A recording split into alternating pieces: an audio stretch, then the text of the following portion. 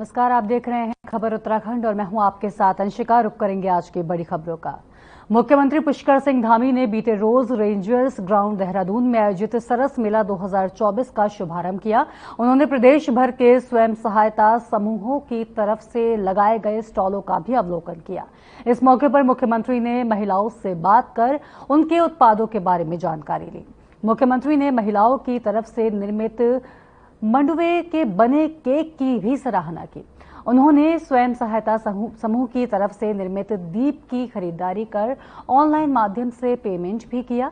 वहीं मुख्यमंत्री ने कहा कि प्रधानमंत्री नरेंद्र मोदी ने हमारे स्थानीय उत्पादों को सशक्त बनाने के लिए वोकल फॉर लोकल अभियान प्रारंभ किया था और ये मेला भी इस अभियान को साकार करने की दिशा में एक महत्वपूर्ण कड़ी है।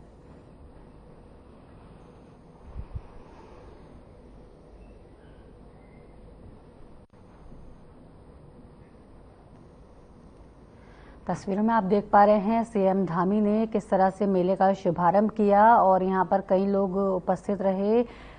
सीएम की स्वागत किया गया, पुष्प वर्षा के साथ में स्वागत किया गया और अभी आप देख रहे हैं मेले का उद्घाटन करते हुए सीएम को आप देख रहे हैं। महिलाओं से भी उन्होंने बातचीत की, उनके उत्पादों के बारे में भी जानकारी ली और वहां पर उपस्थित कई स्टॉलों का अवलोकन भी किया।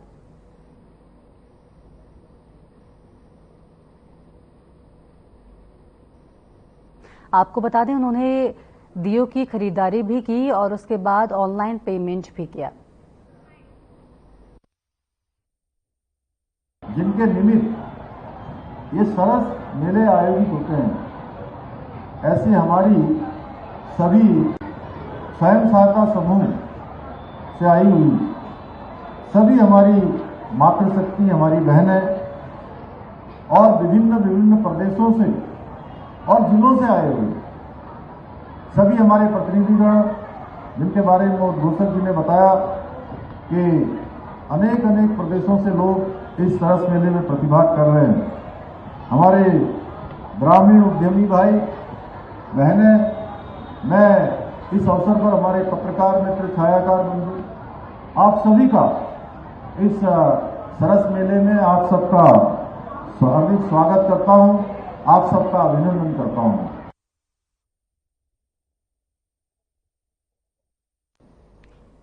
उत्तराखंड की बीजेपी सरकार ने समान नागरिकता संहिता कानून लागू करने की कवायद तेज कर दी है। यूसीसी नियम एवं कार्यान्वयन समिति के अध्यक्ष ने शुक्रवार को देहरादून में सीएम पुष्कर सिंह धामी को अंतिम रिपोर्ट सौंपी। सीएम धामी ने कहा कि समान नागरिक संहिता की नियमावली तैयार हो गई है और शीघ्र ही कानून लागू होगा। सीएम पुष्कर सिंह धामी ने मीडिया से बात करते हुए कहा कि हमने चुनावों से पहले वादा किया था कि सरकार बनने के बाद हम यूसीसी लाएंगे। 7 फरवरी 2024 को ये विधेयक पास हो गया और 12 मार्च 2024 को राष्ट्रपति की स्वीकृति के बाद ये पारित भी हो गया। इस पर सीएम ने आगे कहा कि यूसीसी के पारित होने के बाद ये सवाल था कि ये कानून कैसे लागू होगा।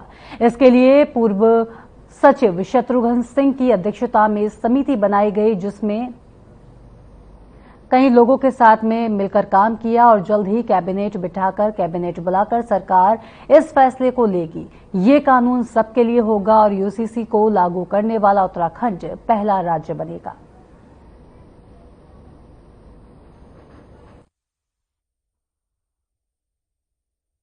मैंने शुरुआत में ही कहा है कि ये किसी के भी खिलाफ नहीं है, किसी को टारगेट करके नहीं लाया गया है और ये सबकी समानता के लिए है। और जब हम जब हम ड्राफ्ट बनाने वाली कमेटी का हम गठन कर रहे थे, उस समय भी मैंने कहा था कि चूंकि आपने भी वो प्रश्न, चूंकि आप बहुत आगे बढ़ गया है इसलिए इसको थोड़ा घुमा के पूछा है, मैं आपकी बात समझ रहा हूं।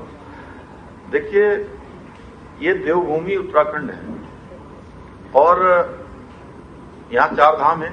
तो ये जैसा आपने कहा कि नई चीज तो है नहीं, पहले जो हमने कोड सबमिट किया था तो उसमें भी जो जिस प्रकार की न्याय की देवी के रूप में हमने दिखाया था, इसमें भी वही है। अब उसके 2 प्रकार के इंटरप्रिटेशन आप अपने हिसाब से ले सकते हैं। जो पुरानी व्यवस्था चली आ रही थी उसमें पट्टी बांध के हाथ में तलवार दिखाते थे। हमने संविधान के साथ आंख खुले हुए आंख से न्याय करने की बात, क्योंकि इसलिए कि जब तक कि आप आंख खोलेंगे नहीं तब तक महिलाओं को पुरुषों के बराबर अधिकार सीएम पुष्कर सिंह धामी ने जनपद टिहरी गढ़वाल की सड़कों के सुधारीकरण के लिए राशि स्वीकृत की। इसमें देवप्रयाग में टकोली से बड़गढ़वाल मोटर मार्ग का सुधारीकरण कार्य कराया जाएगा, जिसके लिए 9,65,44,000 रुपए की राशि स्वीकृत की गई है। इसके साथ ही नंदप्रयाग घाट सुतोल कनोल मोटर मार्ग के सुधारीकरण और डमरीकरण के लिए 6,41,86,000 रुपए की धनराशि स्वीकृत की गई है। इसी के साथ सीएम धामी ने उत्तराखंड पेयजल निगम में विभिन्न कार्यों की स्वीकृति के लिए 20 करोड़ की राशि भी स्वीकृत की है।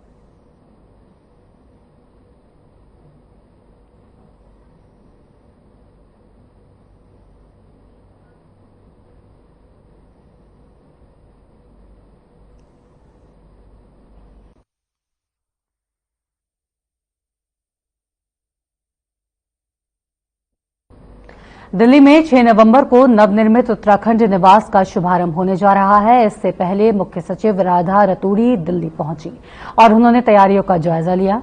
उन्होंने निर्देश दिए कि मुख्यमंत्री के विजन के अनुरूप राज्य स्थापना दिवस का भव्य आयोजन किया जाए। यह आयोजन दिल्ली में रहने वाले उत्तराखंड मूल के अधिकारियों, कार्मिकों और प्रवासियों की भागीदारी से किया जाएगा। बैठक में सचिव ऊर्जा डॉक्टर आर मीनाक्षी सुंदरम, परियोजना प्रबंधक राकेश चंद्र तिवारी, सहायक अभियंता प्रमोद कुमार कोठियाल और उत्तराखंड सदन के विशेष अधिकारी रंजन मिश्रा सहित अन्य अधिकारी और कर्मचारी उपस्थित रहे।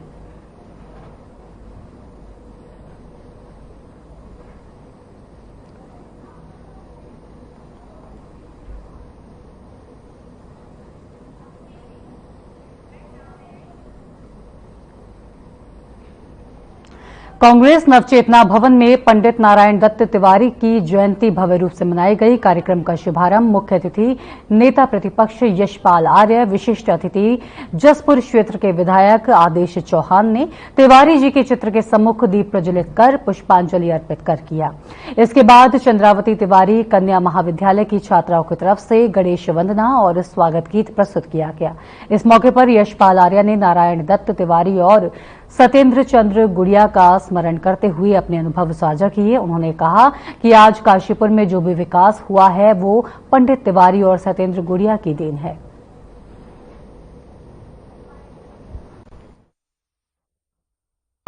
देखिए,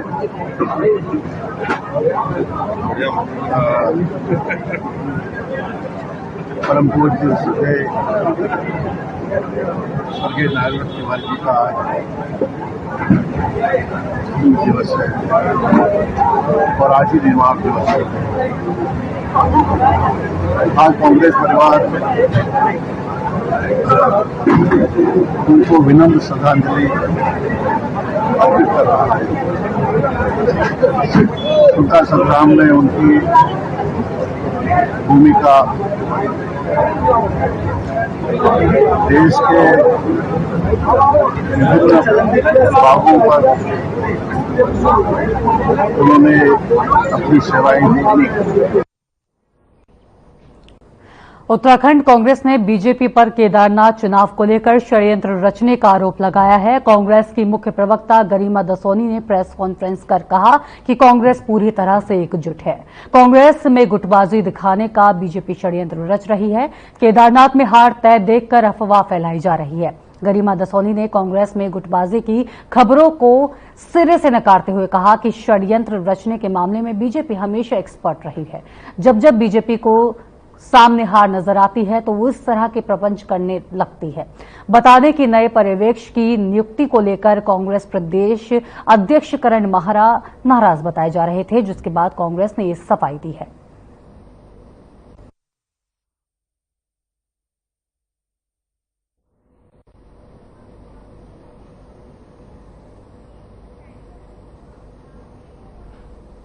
अल्मोड़ा में जनपद स्तरीय विज्ञान प्रदर्शनी का आयोजन किया गया, जिसमें जिले के 11 ब्लॉकों से छात्र छात्राओं ने हिस्सा लिया।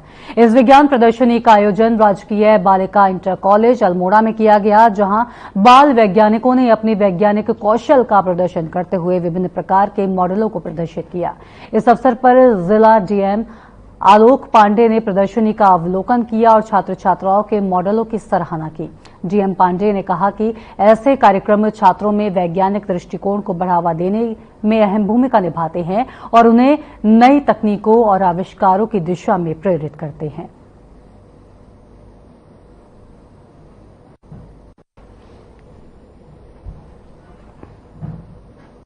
इस जो विज्ञान प्रदर्शनी का आयोजन किया गया है और बच्चों ने बहुत अच्छे से अपने प्रोजेक्ट बना रखे हैं और इससे न केवल बच्चों का विकास होता है, कई इतनी अच्छी चीज़ें हैं कि उनसे अध्यापक भी कैसे पढ़ाएं ये सीख सकते हैं। और दूसरा, एक बच्चे को देख के ये प्रदर्शनी लगी हुई है, तमाम स्कूलों के बच्चे आए हुए हैं, तो उनको प्रोजेक्ट को देख के बच्चों को भी सीखने को काफ़ी कुछ मिलता है कि दूसरे छात्र ने कैसे अच्छा किया।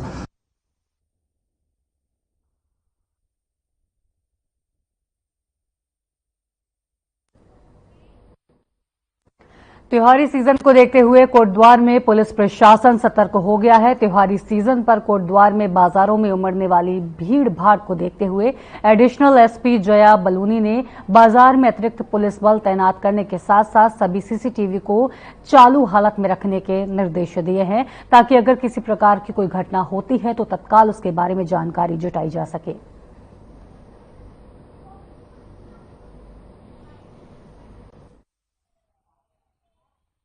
ये त्योहार का समय चल रहा है, दिवाली का समय है, धनतेरस का है। इन दिनों काफ़ी भीड़भाड़ बाजार में रहती है। त्योहार के समय पे दूर से, गांव से भी काफ़ी लोग आते हैं खरीदारी के लिए। तो ऐसे में संभावना रहती है कि कुछ ऐसे संदिग्ध लोग भी आए जो कि कुछ सामान उठाकर ले जाते हैं या चोरी की घटनाएं करते हैं। तो उसके संबंध में ये बताया गया था कि अपने जो कैमराज हैं उनको ठीक रखें।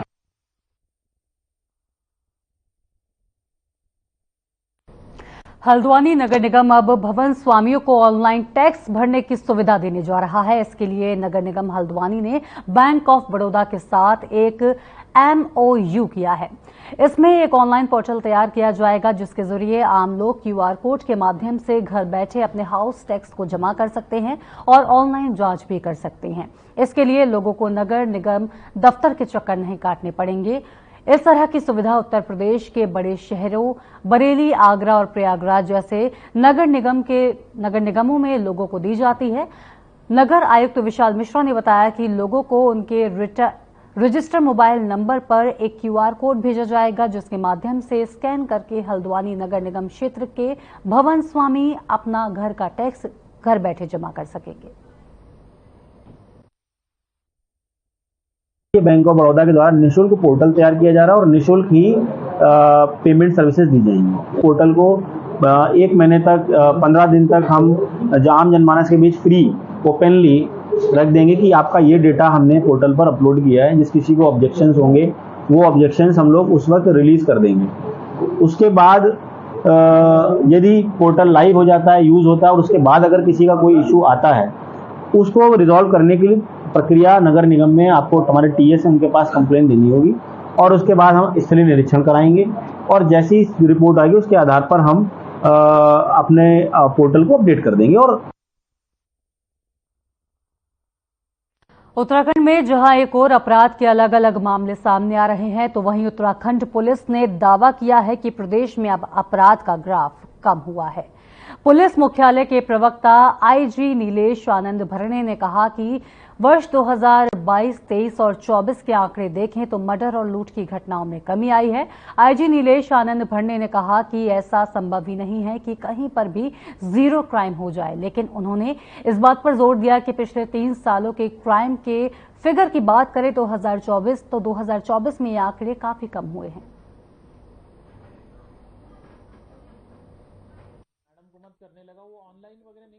नहीं, आप स्पेसिफिक बात करिए, ऐसा तो कभी नहीं होगा। ऐसा तो कहीं भी पॉसिबल नहीं है कि एक भी घटना ना हो और कोई जीरो क्राइम हो। ऐसा तो वर्ल्ड में कहीं भी पॉसिबल नहीं है। आप स्पेसिफिक बात करिए कि कहीं के कोई क्राइम के फिगर, अगर हम 3 साल के फिगर्स देखें 2022, 23 और 24 के, तो आपको निश्चित तौर पे 2024 में मर्डर में कमी आई है, डकैती में कमी आई, जो हमारे टॉप 4 क्राइम होते हैं। अलीगंज रोड स्थित एक स्कूल में आयकर विभाग द्वारा छात्रों के बीच टैक्स के प्रति जागरूकता फैलाने के लिए विशेष कार्यक्रम का आयोजन किया गया। आयकर विभाग ने वित्तीय साक्षरता को प्रोत्साहित करने के उद्देश्य से एक विशेष आउटरीच कार्यक्रम की शुरुआत की है। इनकम टैक्स अधिकारियों ने बताया कि इस अभियान का उद्देश्य युवाओं, विशेषकर कक्षा 11 और 12वीं के छात्रों के बीच कराधान के महत्व और जिम्मेदार वित्तीय प्रबंधन की जानकारी को बढ़ावा देना है। टैक्स अधिकारी सुधीर कुमार ने छात्रों को टैक्स कानून, टैक्स फाइलिंग प्रक्रियाओं और समय पर टैक्स भुगतान करने के महत्व के बारे में जानकारी दी। इसके अलावा छात्र छात्राओं को वित्तीय साक्षरता और जिम्मेदार धन प्रबंधन के बारे में भी शिक्षित किया गया।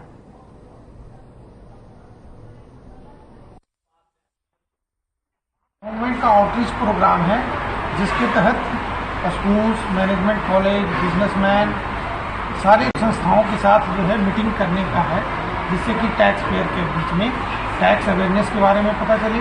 बच्चे जो हैं फ्यूचर के टैक्स पेयर्स हैं, तो ये आज से पहले से ही टैक्स की जानकारी रखें इसके बारे में, ताकि टैक्स पेयर की ग्रीवांसेज कम हो, ये खुद ही कंप्लायंस करें, खुद ही टैक्स के रिटर्न भरें और एडवांस टैक्स की पेमेंट करें। तो इस संदर्भ में जागरूकता बढ़ाने के लिए इनकम टैक्स डिपार्टमेंट की एक ये इनिशिएटिव है। अच्छा सेशन था, ऐसे हमें बहुत कुछ जानने को मिला इस सेशन के द्वारा। इवन हमें काफ़ी सारे टैक्स की चीज़ों के बारे में हमें नहीं पता था, जिसके बारे में सर ने हमें जागरूक किया कि टैक्स कितने प्रकार का होता है, कैसा होता है। और इसमें सर ने ये भी बताया कि हम इसको एज अ करियर भी ऑप्ट ले सकते हैं, आगे हमें जाना चाहिए और भी कई सारी चीज़ें हमें इससे सीखने को मिली। कैसा महसूस हुआ और किस तरीके का जो है आप आगे जल के जो है इसके विषय में करेंगे? बहुत अच्छा महसूस हुआ कि हमारे स्कूल ने भी हमें दिया कि हम इसके बारे में जान सके। ऐसा ज़्यादा बच्चे टैक्स के बारे में जानकारी रखते नहीं हैं, लेकिन इसके बारे में हमें जान के बहुत अच्छा लगा। डीबीएस पीजी कॉलेज के शिक्षकों और कर्मचारियों को 3 साल तक केंद्र सरकार की स्वास्थ्य बीमा योजनाओं की दरों के तहत ग्राफिक एरा अस्पताल में स्वास्थ्य सुविधाएं मिलेंगी। डॉक्टर अभिषेक गुप्ता ने बताया कि अस्पताल और महाविद्यालय के बीच करार किया गया है। अशासकीय महाविद्यालयों में शिक्षकों और कर्मचारियों को ना तो स्वास्थ्य सुविधा मिलती है और ना ही गोल्डन कार्ड बन पाते हैं।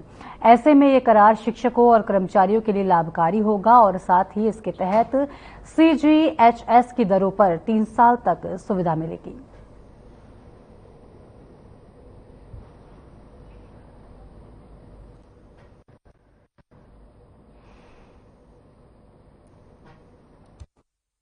आपको बता दें कि ग्राफिक एरा अस्पताल में ये सुविधा मिलेगी। कर्मचारियों और शिक्षकों के लिए ये बहुत एक अच्छा पहल की गई है, जिससे स्वास्थ्य से संबंधित यदि उनको कोई समस्या आती है तो उनको ये सुविधाएं दी जाएंगी। साथ ही साथ आपको मैं बता दूं कि इसके बाद में जो शिक्षक हैं और कर्मचारी हैं, उनमें काफी उत्साह भी देखा जा रहा है कि उनके स्वास्थ्य के बारे में प्रशासन के द्वारा और कॉलेज के द्वारा सोचा जा रहा है।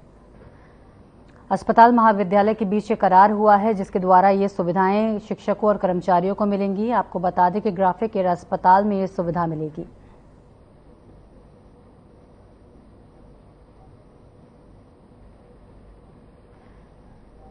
शिक्षकों को और कर्मचारियों को स्वास्थ्य सुविधा मिलेगी। शिक्षकों को आपको बता दें कि शिक्षकों के साथ कर्मचारियों को भी स्वास्थ्य सुविधा का लाभ मिलेगा। ग्राफिक एरा अस्पताल में ये सुविधाएं मिलेंगी और अस्पताल और महाविद्यालय के बीच करार किया गया है, जिसके बाद से ये फायदा शिक्षक और कर्मचारी दोनों को मिलेगा। ये व्यवस्था हमारे कॉलेज के लिए बहुत ही अत्यंत ही आवश्यक थी, क्योंकि अभी तक उत्तराखंड के जितने भी राजकीय महाविद्यालय हैं उनमें तो सरकार की जो गोल्डन कार्ड की स्कीम है वो लागू है, लेकिन अशासकीय महाविद्यालयों को आज तक ना तो गोल्डन कार्ड का कोई सुविधा का लाभ मिल पाया है और ना ही हमें किसी प्रकार की मेडिकल की सुविधा राज्य की सरकार की तरफ से अभी तक उपलब्ध है। इसकी वजह से हमारे महाविद्यालय के सभी शिक्षकों एवं कर्मचारियों और उनके आश्रितों को सदैव अपनी जेब से खर्च करके ही सारी मेडिकल सुविधाएं प्राप्त करनी होती है। पौड़ी जिले के वरिष्ठ पुलिस अधीक्षक लोकेश्वर सिंह ने सितंबर की मासिक अपराध गोष्ठी का पुलिस लाइन पौड़ी में आयोजन किया। इस दौरान उन्होंने सभी थाना प्रभारियों को गांव-गांव जाकर ग्रामीणों को महिलाओं संबंधित अपराधों, साइबर अपराधों और नशे के दुष्प्रभाव के प्रति और अधिक संख्या में लगातार जागरूक करने के निर्देश दिए। उन्होंने त्योहारी सीजन को देखते हुए सभी थाना प्रभारियों को अपने अपने थाना क्षेत्र में पैदल गश्त करने को भी कहा। इस दौरान उत्कृष्ट कार्य करने पर महिला ग्राम प्रहरी सहित 37 पुलिसकर्मियों को सम्मानित किया गया।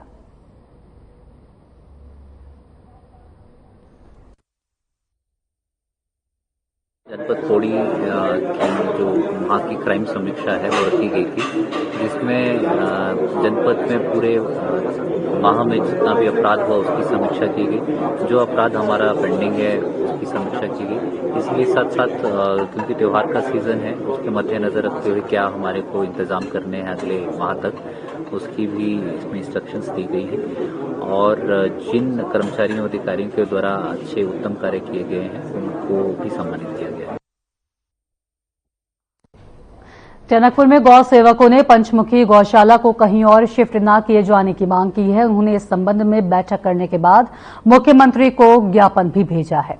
गौशाला के गौ सेवक हेमंत विष्ट, मनीष खरवाल ने विधायक जनप्रतिनिधि दीपक रजवार को ज्ञापन सौंपकर कहा कि पंचमुखी गौशाला को पिछले 15 साल से संचालित किया जा रहा है। अब गौशाला को नायक गोठ के पास स्थानांतरित करने की प्रक्रिया चल रही है।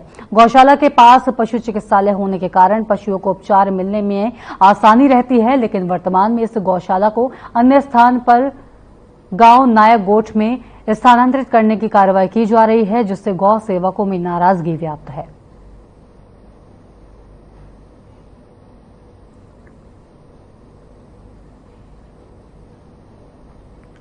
आपको बता दें कि पंचमुखी गौशाला का स्थानांतरण का जो बात चल रही है, इसको लेकर जो गौ सेवक हैं उनमें नाराजगी व्याप्त है। उनका कहना यह है कि गौशाला के पास में एक पशु अस्पताल है, जिससे कि पशुओं को चिकित्सा मिलने में आसानी रहती है और ज्यादा समस्याओं का सामना नहीं करना पड़ता। वहीं दूसरी ओर अगर ये गौशाला को स्थानांतरित किया जाता है तो पशुओं को चिकित्सा मिलने में समस्याओं का सामना भी करना पड़ेगा और परेशानी भी होगी।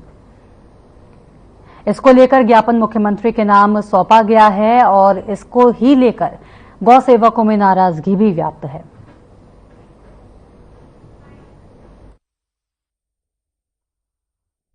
सर, हम लोग यही रिक्वेस्ट करेंगे माननीय मुख्यमंत्री जी से कि ये जो गौशाला है स्पेशली घायलों के लिए है, क्योंकि यहाँ जो NH वगैरह में राष्ट्रीय राजमार्ग में जो चोटिल हो जाती है उनको उपचार हेतु यहाँ लाया जाता है, तो इससे बेस्ट जगह और कहीं नहीं हो सकती।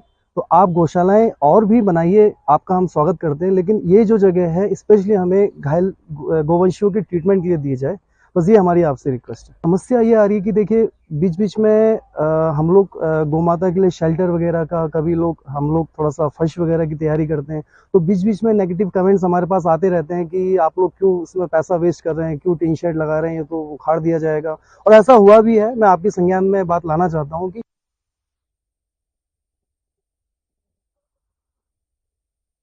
दीपावली और छठ पूजा के त्योहारों को ध्यान में रखते हुए अल्मोड़ा के एसएसपी देवेंद्र पिंचा ने पुलिस अधिकारियों के साथ बैठक की। बैठक में एसएसपी पिंचा ने पुलिस अधिकारियों को अलर्ट रहने और सुरक्षा व्यवस्था को मजबूत बनाने के दिशा निर्देश दिए। एसएसपी ने जिले के सभी थानों और चौकियों को निर्देशित किया है कि त्योहार के दौरान अराजक तत्वों और हुड़दंगियों से सख्ती से निपटा जाए। साथ ही फायर सेफ्टी और पटाखा मार्केट की सुरक्षा व्यवस्था की पूरी तरह से जांच करने के भी दिशा निर्देश दिए हैं। बैठक में ये सुनिश्चित करने पर जोर दिया गया कि त्योहारी सीजन में नागरिकों की सुरक्षा और शांति बनाए रखने के लिए पुलिस पूरी तरह से मुस्तैद रहे।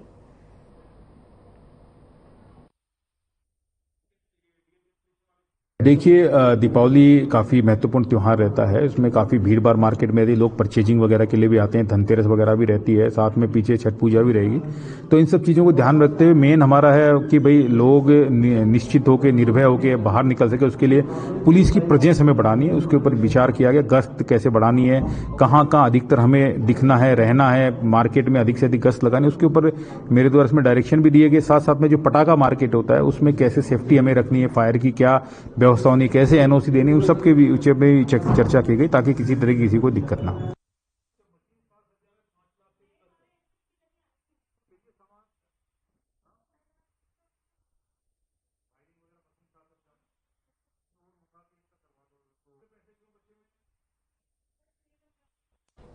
और फिलहाल इसी के साथ इस बुलेटिन में इतना ही। फिर होगी मुलाकात, तब तक के लिए नमस्कार।